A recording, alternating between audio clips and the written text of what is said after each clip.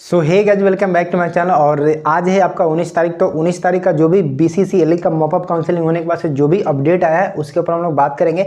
साथ ही साथ मैं आपको बताने वाला हूँ कि कल है 20 तारीख। तो 20 तारीख को आपको मॉपअप काउंसलिंग के लिए जाना है या नहीं जाना, इसका डिसीजन कैसे आप ले पाओगे। और साथ ही साथ हम लोग बताने वाले हैं यहाँ पे कि अगर आप मान लीजिए कि पर्टिकुलर किसी BC कैटेगरी से बिलोंग करते होंगे या किसी भी EBC कैटेगरी से बिलोंग करते होंगे या किसी भी अदर कैटेगरी से बिलोंग करते होंगे, तो क्या अदर कैटेगरी वाले अदर कैटेगरी का सीट ले सकते हैं या नहीं ले सकते हैं। जैसे कि मान लीजिए आप BC कैटेगरी में है तो BC कैटेगरी से आपको सीट तो अलॉट होगा ही होगा, लेकिन क्या जैसे SC कैटेगरी वाला सीट आपको अलॉट हो सकता है या नहीं हो सकता है, इसका क्या रूल है, इसके ऊपर हम बात करेंगे। तो चलिए अभी फटाफट से देख लेते हैं कि सीटमेटिक्स में क्या चीज़ें अपडेट हुई है आज के काउंसलिंग के बाद। तो देखिए, ये जो 18 तारीख को सीन जो भी था वो उसको मैंने सेपरेट वीडियो में बताया था। आज ये 19 तारीख वाला सीटमेटिक्स में जो भी चीज़ें आई हैं उसको मैंने यहाँ पे बाकायदा लिख रखा है। और ये वाला जो सेक्शन है ना, ये जब आपका सीटमेटिक्स रिलीज किया गया था तो नंबर ऑफ सीटें क्या किस ब्रांच में कितने खाली थे वो सीट है। तो देखिए, शुरू में सिविल में 24 सीट खाली थे, अभी 13 सीट खाली है। खाली हुआ था 18 तारीख की काउंसलिंग के बाद, लेकिन आज 19 तारीख है तो 19 तारीख को हम देखोगे कि मात्र सिविल में 10 ही सीट है। लेकिन आज बहुत सारे लोगों को सिविल नहीं मिला, लौटा दिया गया। उसके पीछे का क्या रीजन है इसको थोड़ा सा हम लोग समझने की कोशिश करेंगे। तो देखिए, इसमें क्या हुआ है एक्चुअली, जो भी सीटें अभी ये 10 आपको दिख रही है ना, ये पर्टिकुलर किसी कैटेगरी वाइज का सीट है। एक्चुअल में ये चीज़ है, जैसे कि आपको जो सीटमेटिक्स आप देखोगे तो एक आपका बाकायदा UR का सेक्शन बनाया गया है, ठीक ना, फिर SC का बनाया गया, फिर ST का बनाया गया है, फिर आपका BC का बनाया गया है, फिर इसी तरीके से फर्दर EBC वालों के लिए और कैसे करके बनाया गया है। तो देखिए, UR में आप कहीं भी सिविल देखोगे तो कहीं भी खाली नहीं है, UR में सिविल कहीं भी खाली नहीं है। लेकिन SC में देखोगे तो कहीं खाली है, ST में कहीं खाली है और BC में कहीं खाली है, ठीक ना।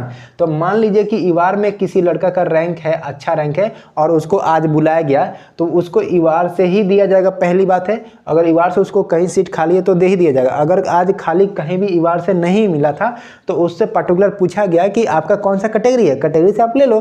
तो अगर मान लीजिए कि SC कैटेगरी से वो अलॉट कराना चाहता हो तो SC में देखा जाएगा कि कहीं भी सीट खाली रहेंगे तो UR वालों को जो भी UR से नहीं मिला है उनको अब SC कैटेगरी से अलॉट कर दिया जाएगा।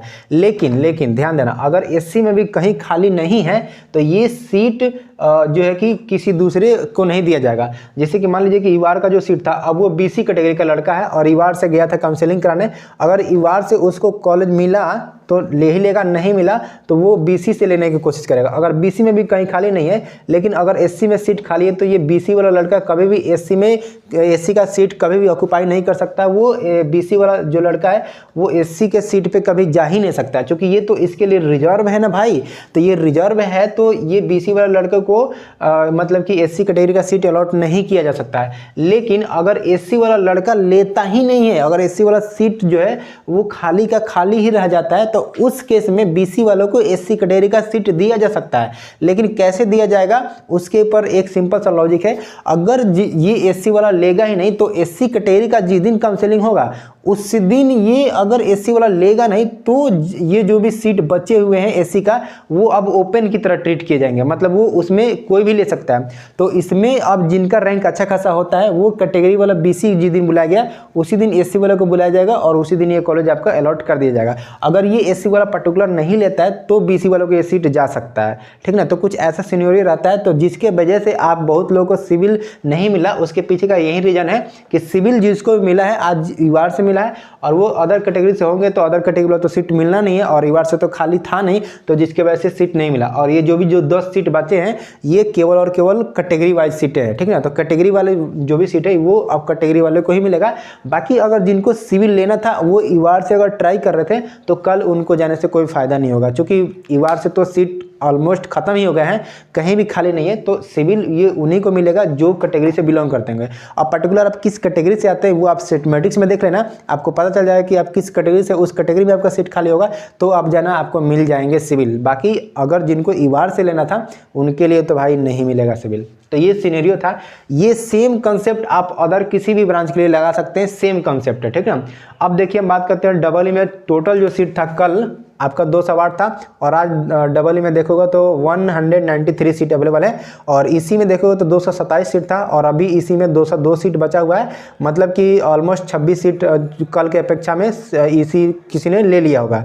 अब बात करें कंप्यूटर साइंस का, तो कंप्यूटर साइंस में देखिए CSE के लिए 4 सीट कल था, लेकिन ये जो 4 सीट था इसमें से 3 जो सीट था वो ईवार के लिए था और ये ईवार वाले 3 का 3 ले लिया। लेकिन कैटेगरी में एक भी SC कैटेगरी का मात्र छपरा में 1 सीट बचा हुआ है अभी आज के डेट में, जो 19 तारीख की काउंसलिंग होने के बाद से 1 सीट बचा हुआ है जो कि आपका SC कैटेगरी का ये सीट है और ये छपरा में अवेलेबल है। तो ये कभी भी किसको अलॉट हो सकता है, ये कंप्यूटर साइंस जो ब्रांच है ये केवल और केवल SC वाले को ही अलॉट किया जा सकता है, वो जो है कि आपका कल होगा। लेकिन जो लोग ईवार से इसको लेने की कोशिश करेंगे उनको नहीं मिलेगा, अगर लेना भी है तो उनका कैटेगरी SC होना पड़ेगा तभी वो मिल जाएगा इनका फायदा। बाकी अदर कैटेगरी वालों को इससे मतलब लेने की कोशिश करेंगे तो उनको नहीं मिलेगा। लेकिन हाँ, अगर ये SC कैटेगरी वाला लड़का नहीं लेता है और ये सीट खाली चला जाता है आपका जिस दिन SC कैटेगरी का काउंसलिंग है उस दिन, यानी कि 23 या 24 को 23 या 24 को, उस दिन अगर ये लड़का नहीं लेता है तो ये सीट जो है ओपन हो जाएंगे। तो जिनका रैंक अच्छा रहेगा वो ये सीट को ले सकते हैं,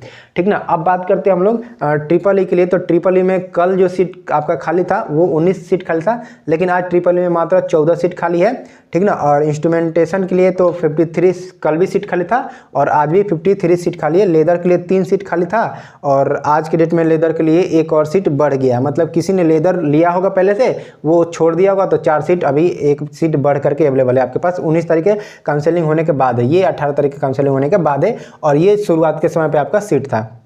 बात करें मैकेनिकल वाले का, तो मैकेनिकल वाले का भाई तो लाजवाब चीज़ें होती हैं।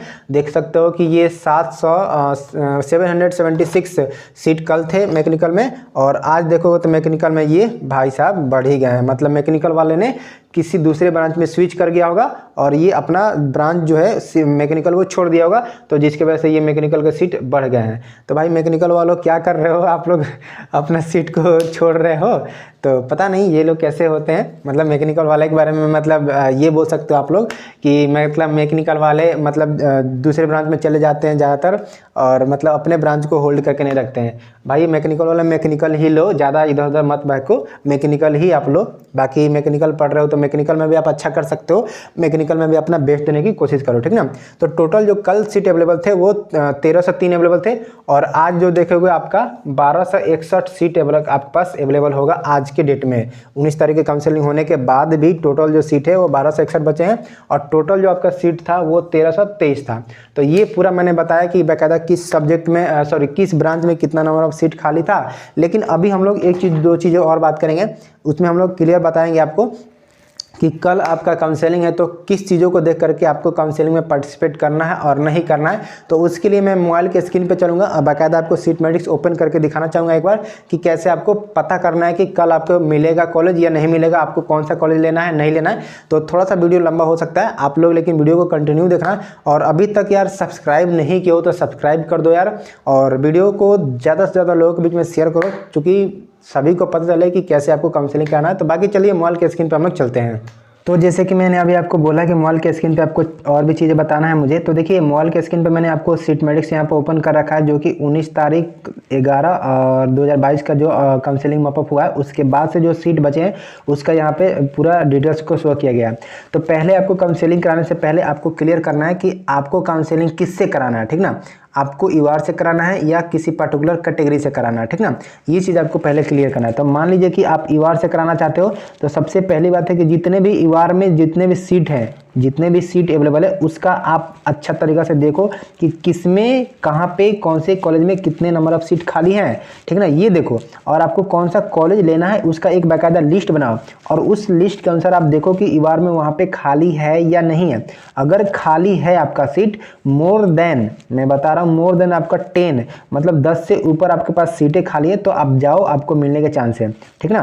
तो ये चीज़ कर लेना। बाकी देखिए अगर आप मान लो ईवार से जाते हो कैटेगरी से काउंसलिंग कराने तो आपका ईवार से नहीं मिलता है तो वहीं पे आप देखो कि BC में हो, EBC में हो, SC में हो, ST में है, आपको क्या करना है देखना है कि वहाँ पे सीट अगर मेरे को ईवार से नहीं मिलेगा तो मैं पर्टिकुलर अपने कैटेगरी से जा सकता हूँ, नहीं जा सकता हूँ। पर्टिकुलर अपना कैटेगरी का भी देखो कि आपको कैटेगरी का जो है सीट खाली है या नहीं है। जैसे कि मैं आपको एग्जांपल मैं बताऊं, जैसे कि मान लीजिए कि मुझे मैकेनिकल मान लीजिए मेरे को सिविल ब्रांच लेना है, ठीक ना। क्या करना है मेरे को सिविल ब्रांच लेना है तो मैं पहले क्या करूंगा कि सभी सिविल जहाँ पे जैसे कि यहाँ पे सिविल दिखा रहा है तो देखिए यहाँ से ईवार पे सीट में यहाँ पे खाली नहीं है, ठीक है। चलिए छोड़ देते हैं, इसको हटा देते हैं।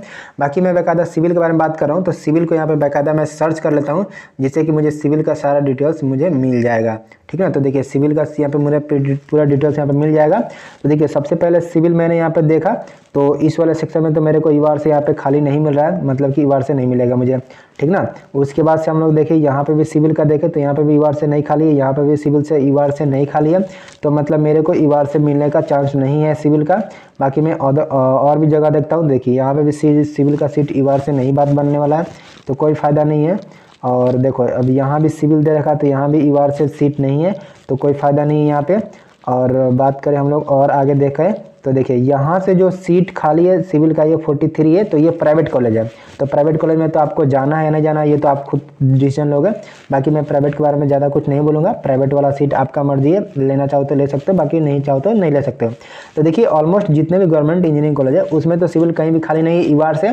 तो अगर आपको ईवार से लेना था तो आप तो भाई बिल्कुल मत जाओ, आपको मिलेगा नहीं।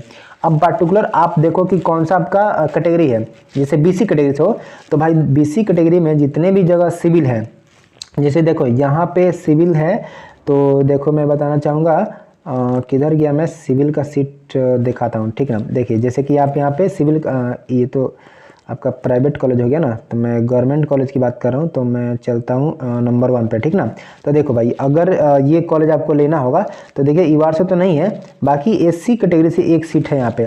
तो अगर आप एससी कैटेगरी से हो पर्टिकुलर तो आपको जाना चाहिए था, क्योंकि एससी का सीट यहाँ पे अभी अवेलेबल है, तो आपको ईवार से तो नहीं मिलेगा, क्योंकि ईवार से तो सीट ही नहीं है ना।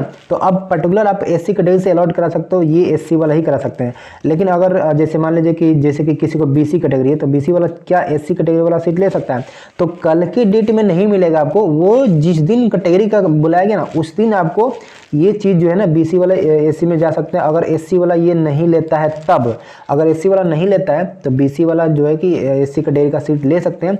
लेकिन कब? जब एससी वाला नहीं लेगा तब। और ये किस दिन होगा? तो जिस दिन आपका कैटेगरी का काउंसलिंग है उस दिन। तो कैटेगरी का काउंसलिंग कब है तो वो आपको पता होना चाहिए था। काउंसलिंग जो है कैटेगरी का वो 23 और 24 को रखा गया है। तो 23-24 को आप सभी लोगों को भी बुलाया गया होगा within according to the category. तो कैटेगरी वाले उस दिन भी अगर आपको कॉलेज आज नहीं मिलता तो उस दिन भी आपको जाना चाहिए था। ठीक ना, तो ऐसे करके आपको कंसेप्ट रहने वाला रहेगा। तो मैंने यहाँ पे कंप्लीट बता दिए हैं। तो आई होप कि आपको सारा डाउट वगैरह क्लियर हो गया, और आपका जो आज का सिटमेटिक्स का अपडेट था वो मैंने आपको कंप्लीट बता दिया है। बाकी आगे क्या होता है उसके बारे में हम लोग अपडेट करते रहेंगे। तो चैनल को सब्सक्राइब कर दो, अभी तक वीडियो को लाइक नहीं किया तो लाइक कर दो, और अभी के लिए इतना रखते हैं। चलिए मिलते हैं नेक्स्ट वीडियो में।